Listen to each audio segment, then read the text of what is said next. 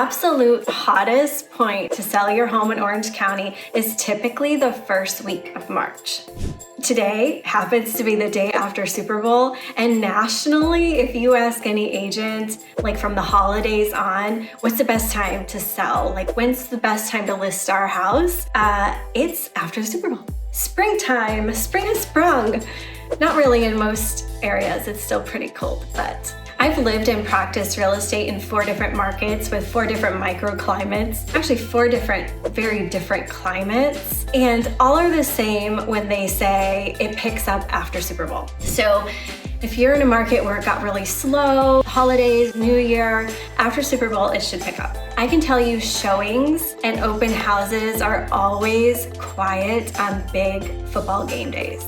I learned that marrying a Charger fan, and I do open houses on Sundays, and whenever the Chargers would play, I would notice a drastic change in the amount of people that came through the open houses. Hi, I'm Kellie Martinez, your Orange County insider. Here, I will bring you a video a week with valuable insights, tips, and local knowledge, all about Orange County. Before I give you the scoop, I'll tell you a little story. Last year, I needed to get my house on the market as fast as I possibly could. It happened to be the week of Super Bowl.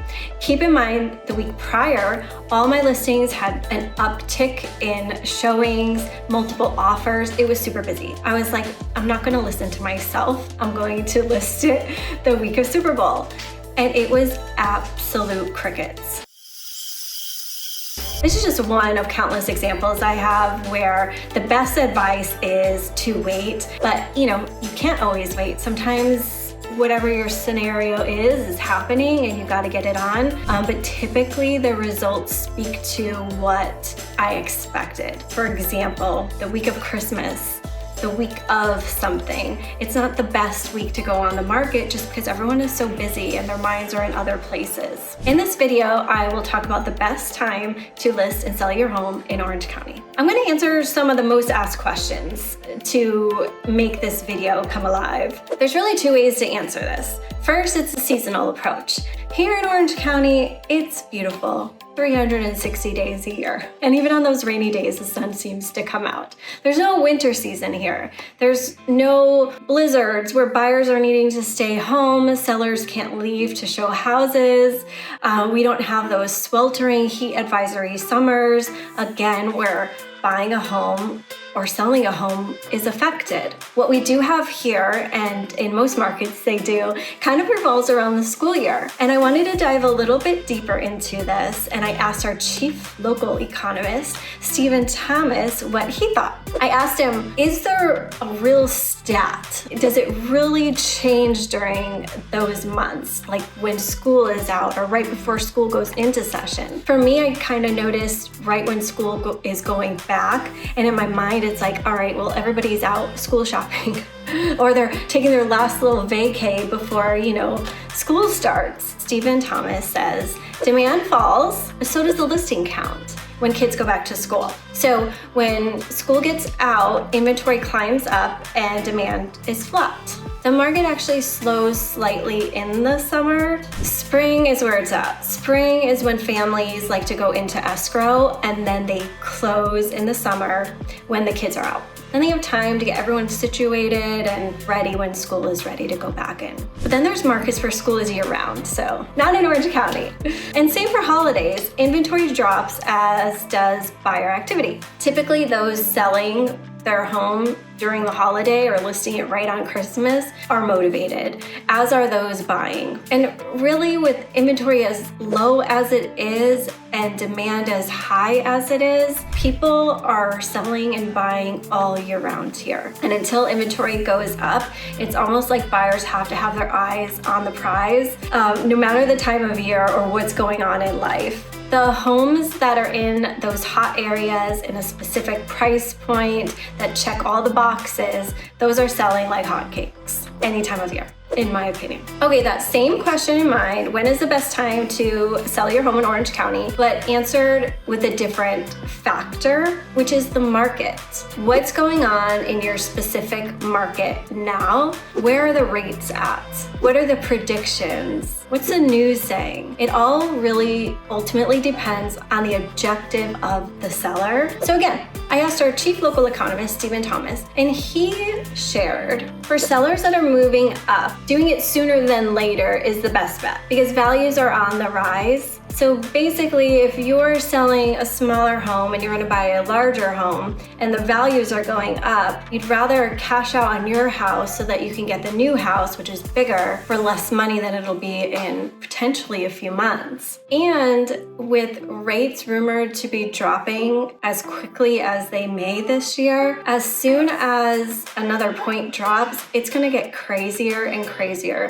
So it's going to be harder for a seller to find that up leg when there's so many buyers to one house. I've already noticed a huge difference. Like we were almost at 8% and then we dropped to 7. And as soon as that 6 hit, that 6.99, our calendars got super busy. We have buyers coming out of the woodwork like, all right, this is really happening. Let's get this done. Because everybody knows now, all right, these rates are gonna drop, more buyers are gonna be on to each house, and then multiple offers are gonna get more and more competitive.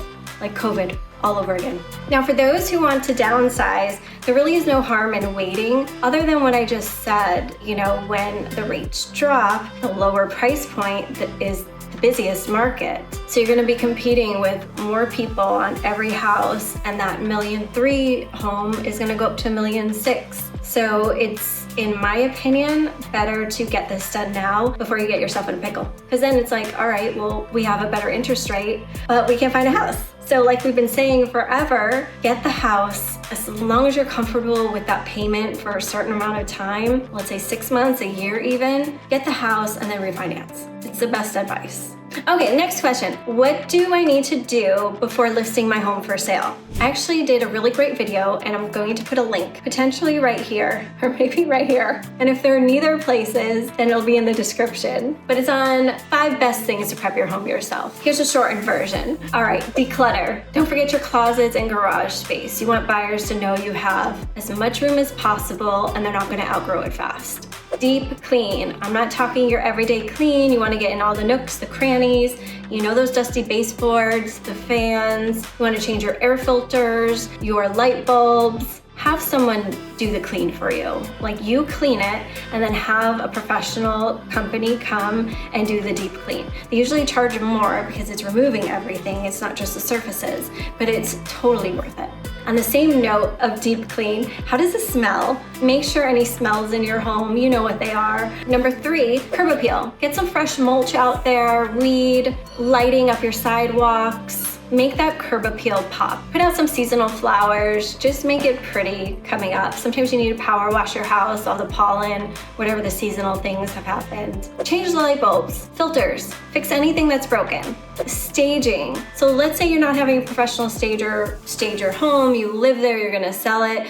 You need to go through your house and almost pre-pack. Make sure there's clear walkways. The only things that you should have out are things that have a purpose. You want to make sure this home is as inviting and clutterless as possible.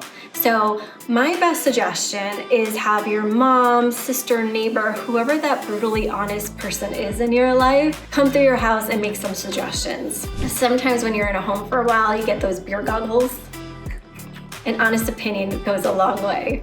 And touch-up paint. How does the front door look? I have another video, or in the description, on the importance of having a good door color, or at a minimum, cleaning it up and doing touch-up paint. Same goes for the house. Sometimes there's stains that are unrelated to maintenance that can be a red flag.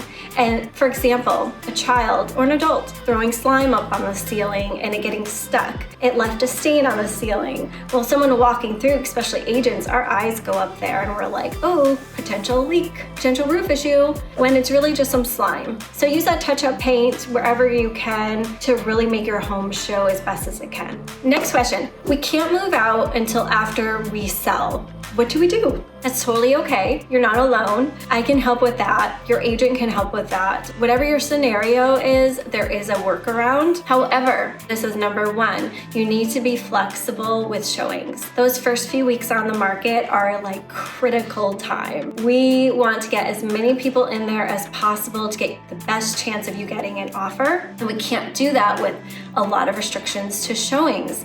And it's so hard when you live in a home, regardless if you have pets, kids, grandma, grandpa living with you, whatever the situation is, it's hard to go to bed, leave the next morning, and have your home ready to show. But ultimately, that is what you need to do. Have it ready. That night when you go to bed, have everything done. And then you leave for work or whatever your day is, and you don't have to worry about it. Murphy's Law, you're going to get a showing request when you're not ready. And it like internally hurts your agent's heart.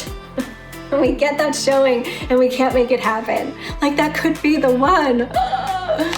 That's kind of a 1 and a 2. Number 3, pre-pack. You don't have to pack up your place and move it into storage, but you really need to pre-pack. Like I said before, have everything that doesn't have a purpose. Things that you aren't using every day, get it out of there. Storage unit is amazing. Your parents' basement, garage, another option. There's always other options. Last resort, your garage or your attic space is the safest place if you have nowhere else to go. But also this is a great time. Have a garage sale, tag sale, whatever they call it in your area, and get rid of stuff. Like I am sure you're holding on to things that you do not use. Even in a short time that can happen.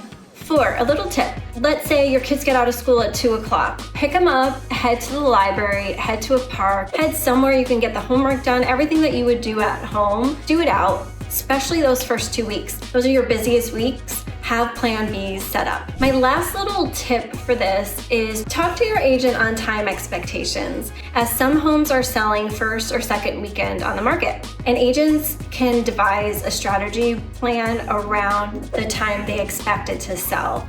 My best advice when things were going wild, and if you're in a neighborhood with that price point that checks all the boxes, that's selling super fast, like that first weekend on, it's a great time to have that open house. Go out of town for the weekend, go visit your in-laws, go up to the mountains. Your agent can make sure the doors are locked, the lights are off, whatever those I have to be in town worries, your agent has you.